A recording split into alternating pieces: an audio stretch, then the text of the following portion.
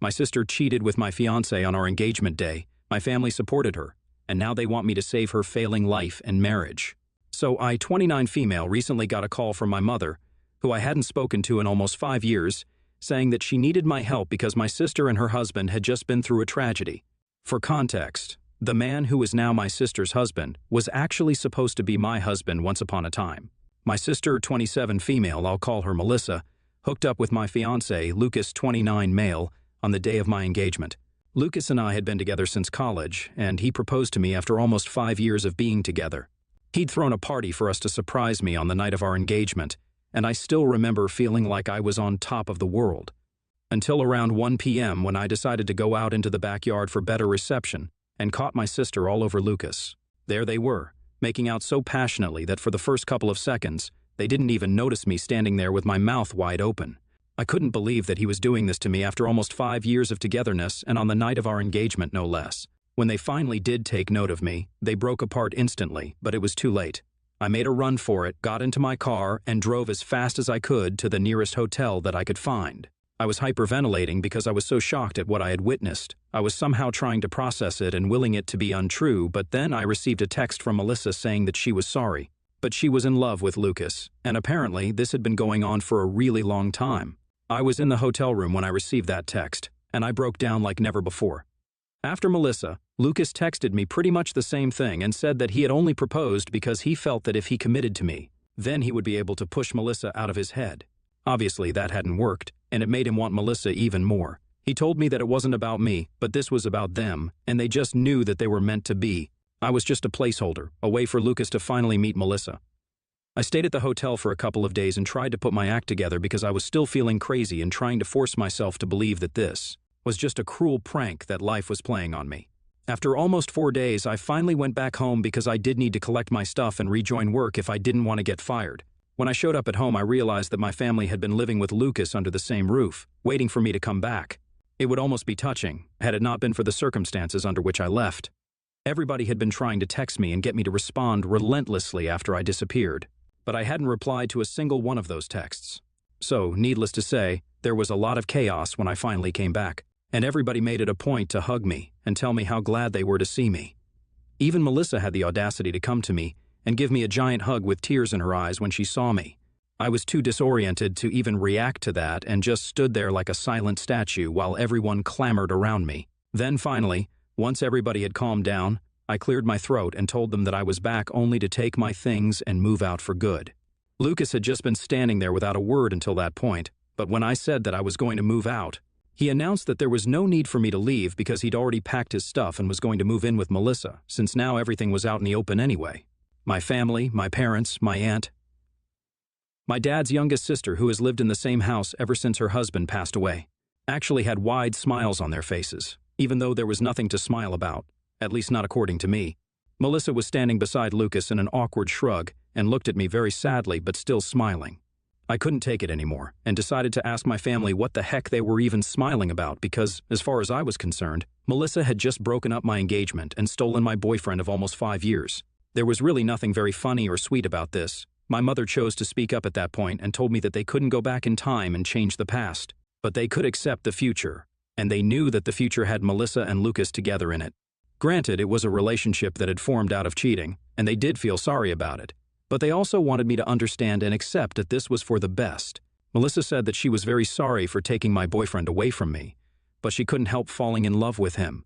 She wished that she could have told me earlier and that I didn't have to find out this way, but apparently they were madly in love and wanted to spend their lives with each other. Then, the two of them kissed right in front of me, and my mother had the audacity to even wipe a tear from her eyes. I snapped and told them that this wasn't supposed to be sentimental or emotional, and that what they were doing was disgusting. To my surprise, my family seemed to get annoyed with my behavior and told me that I was being too bratty about the situation. Instead of being happy for my sister, I was making this all about myself, and they didn't approve of my behavior. I was stunned by their attitude about this and told them all to get the heck out of my house that very moment. I couldn't, for the life of me, understand how they were defending what Melissa and Lucas had done while making me out to be the bad guy and acting as though I was overreacting.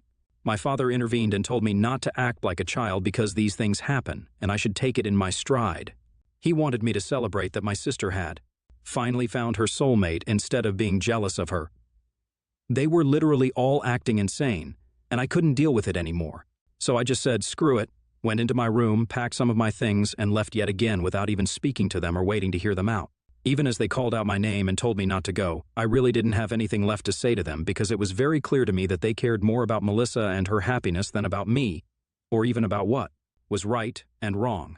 They were so caught up in trying to justify what Melissa had done that they completely forgot that I was also a human being with real feelings as well. After that day, my family tried to contact me several times, but I never responded to them because I didn't think that I owed it to them.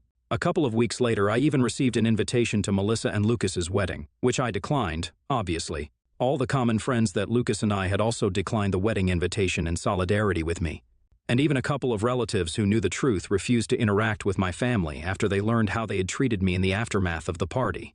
It's been 5 years, and I pretty much cut them out of my life entirely. They occasionally tried to weasel their way back into my life by wishing me well on my birthday or New Year, but I always ignored them. I never even blocked any of them, even though I did remove them from my following and friends list. But since I have a public account, they could see what I was up to, which is what I wanted. I wanted them to see and know that I was leading a fabulous life and keep burning with jealousy. It was petty, but it was the least I could do after how they screwed me over. Up until recently, I barely even had a clue about what they'd been up to in the last couple of years. My mother called me about 4 days ago from a number that I didn't have saved. When I answered the call and realized it was my mom on the other end, I immediately tried to hang up. But she begged me desperately for one chance to talk to me. Apparently, they were in dire need of help, and I agreed to talk to her for just a couple of minutes, but only because she sounded so upset, and my humanity didn't allow me to turn my back on her at that moment. She told me that Melissa and Lucas had started a business of their own a couple of years ago, but it was failing badly, and their investors were all backing out because they were failing to make any profit at all. So they borrowed more money, but even that didn't help their business, and now they were neck-deep in debt, and the loan sharks were all after them. They were being hounded by everyone, from their employees to their investors and the people they had borrowed money from. My mother knew that I lived a luxurious lifestyle and could afford to help them out, so she had turned to me as a last resort and was begging me to help them out by loaning them some money, so they could pay off their debts. And it was no small amount either that she was asking me for. It was almost $75,000 that she wanted me to give her so she could help Melissa and Lucas out. I asked her why Melissa wasn't calling me if she needed help, and why she was making my mother speak to me on her behalf. My mother told me that Melissa and Lucas didn't even know that she was coming to me for help, as they had given her strict instructions not to approach me. Because I guess we all still remember exactly what happened 5 years ago. Melissa didn't want me to know any of this and wasn't ready to take help from me, but my mother didn't know anybody else who would have that kind of money and would give it to them at the drop of a hat. A couple of months had already passed, and Melissa and Lucas were struggling to even put food on the table. My parents were helping them all they could, and even Lucas's family was trying to give them all that they possibly could, but it was just not enough. Even they had to be able to support themselves in the future, so it was impossible for them to just give away all the money that they'd saved over the years, especially because most of my family was retired, and so were Lucas's parents. And that's why my mother, with no other option left, had called me to request help. Now, I could afford to help them out, but I really didn't want to. Melissa was right for not contacting me to ask for help. They lost the right to make any demands for me the day that they cheated on me. I told my mother that I couldn't help them, and even if I could, I wouldn't. My mother sounded very upset and told me that I was being cruel and needed to think about my family. I told her that Melissa and Lucas hadn't thought about me when they had that affair, and neither did my family think about me while they were supporting the two of them. So right now, there was no need for me to think about them either. I'd worked hard to get to the position where I am today, and I wasn't about to just go and drop $75,000 on two people who didn't even deserve it. My mother then began to cry on the phone and told me that she had never expected me to grow up to be so selfish, and claimed that my sister and her husband would end up in big trouble if I didn't help them out. I said that it was just too bad, but I couldn't help them, and then I hung up. Since then, my mother has been sending me several texts every hour begging me to reconsider and think about my sister for once. She said that this was not the time for petty revenge, and that the trouble that Melissa was in was very serious, so if I didn't help her now, I really would regret it in the future. She's being crazy, and I don't understand what to say to her because I don't want to feel like the bad guy here either. ITA for not helping my sister out financially after she stole my fiancé 5 years ago? Update 1, so I finally blocked my family. I hadn't done that earlier because, I wanted them to see what I was up to and feel jealous of me, and B, because I thought that cutting them off entirely could be something that I would regret in case something bad were to happen to them. But I don't really care now. I should have removed them 5 years ago. I don't understand why I even kept them around so long. That is what was petty of me. Refusing to help my sister out now isn't petty, it's just the logical thing to do. They'd already wasted tons and tons of money, and I'm sure that even if I give them the money right now, they won't be able to repay it. And $75,000 is a pretty big amount, so I might be well off. But that doesn't mean I can just drop that sort of money and not expect it back. If this was a close friend of mine who I was helping, I still would expect that money back. And here, these are neither people who are close to me nor my loved ones. Nor can I expect them to pay me back. So there's really no reason for me to help them out, it's as simple as that. I told a couple of my friends about this too to get their opinion on it. And they agreed that I'd done the right thing by refusing to give them the money, not even out of a feeling of revenge, but mostly because it was completely impractical and stupid to even expect me to help them when they were the ones who had screwed me over in the past. But anyway, my mother is blocked now, and she can't contact me to guilt-trip me anymore, so I have nothing to worry about. Update 2. Hi guys.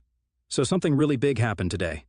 I was at work when I received a call from my neighbor saying that there was a couple outside my house who was screaming for me to come out and talk to them. My neighbor told me that they seemed pretty crazy and had been screaming at the door for about an hour, refusing to leave. I asked her for a description of them, but in my heart, I already knew who it was. She told me how they looked, and it just confirmed that I was indeed going to run into Melissa and Lucas when I got back home. My neighbor told me that I needed to come back and deal with this because she didn't think that these two were up to any good, and I agreed.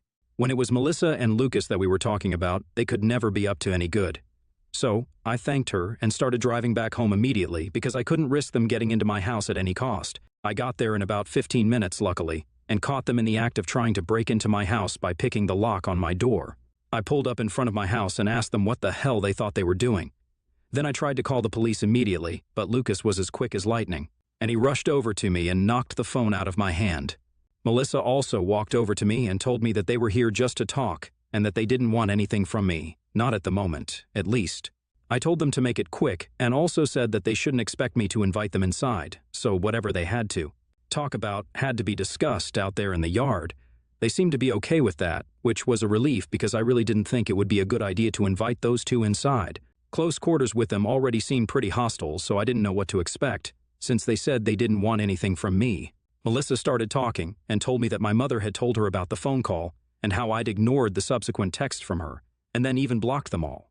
She told me that the way I was behaving was very unfair and that it had been 5 years since then, so I should really be over it by now. Instead, I was resorting to such silly and dramatic acts just to get a little bit of attention from my family. She said that she'd felt very insulted because of how I had refused to help them, and that's what she was here to talk to me about. She said that she'd been able to arrange the money for now, but there was a very strong chance that she might need more in the future. And because she'd sold their house and all their jewelry to get the money this time, she obviously couldn't do that again. So, she said, she had to know that she could fall back on me and rely on me for help when she needed it. I told her that no, she couldn't, and she must not count on me at all under any circumstances, because I hate her and her husband with a passion.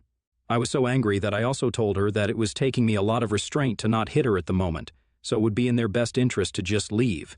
Lucas had the audacity to say that they weren't going anywhere until I signed a document that would confirm that I would give the money in the future whenever they needed it. I mean, it wouldn't even be valid if I was forced to sign it under pressure. I'm pretty sure there are laws against that. And also, they must be insane if they actually thought they could manipulate me into signing something like that. I told both of them to get the hell out, and Melissa pushed me, saying that I had to help them because apparently I owed this to them since they were family and I couldn't just run away from my responsibilities like this. I was shocked that she'd actually pushed me, and I was about to slap her, but I controlled the urge to do that because things would only get worse if I got violent. Instead, I decided to grab my phone, which had fallen to the ground when Lucas knocked it out of my hand and made a run for it. I climbed into my car as quickly as I could and then drove off without even bothering to check my rearview mirror. I hadn't bothered to shut off the engine when I had left the car, so it was still running, and it didn't take me much time to get a head start on them. Obviously, they were not stupid enough to chase after me on foot, so they just waited there at my house, which was pretty unfortunate. As soon as I was a safe distance away from them, I decided to call the police and tell them what was going on. Then I drove back to my house just in the nick of time before the police had already arrived. Within 20 minutes, I filled them in on everything, and they arrested and took Melissa and Lucas away. I knew that the charges weren't that serious and they would get off pretty easily, but it was still worth it because at least they were taken away, and I didn't have to waste any more of my time with them. It's been a couple of hours since then, and I haven't heard from anyone in my family, which is strange because I'd figured out that by now at least one of them would have tried to contact me from some other numbers. But they haven't, so I'm guessing that they're either just over everything and aren't going to try and get under my skin again, or they're just waiting it out and biding their time so they can contact me later when things are a little less tense. Update 3. Hi. So the last update was about a week ago, and I'd honestly started to believe that my family was actually not going to bother me again because I had called the cops on Melissa and Lucas, but I was wrong. Even that didn't stop them from disturbing me yet again, and this time, it was my parents who showed up at my house asking me if they could speak to me for a moment. This happened yesterday, and they seemed a lot less cocky and arrogant compared to Melissa and Lucas, so I let them in. My mother started crying pretty much as soon as she entered the house and told me how sorry she was that she'd ever taken Melissa's side over mine. My father told me that after they learned of Melissa and Lucas being arrested because of their behavior, and also that they had physically pushed me, they couldn't bring themselves to look at them the same way and had decided that they were going to cut them off. My mother continued to cry throughout the time that she was here, while my father explained that they were apologetic for siding with Melissa in the past when it was actually me who was the victim. While I said that I did appreciate them for finally coming to their senses, right now it was too little and too late for things to get better. I was used to living my life on my own terms now, and I didn't want to go back to putting my family before myself.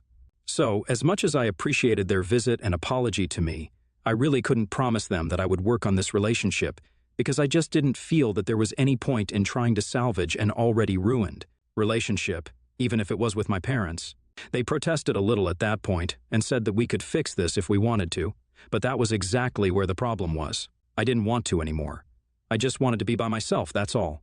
I told them I respected their efforts, but I was done here. They seemed a little disappointed but eventually left and asked me if I could at least unblock them so they could keep in touch. I have unblocked my parents, which feels weird, but yeah, I guess that's it.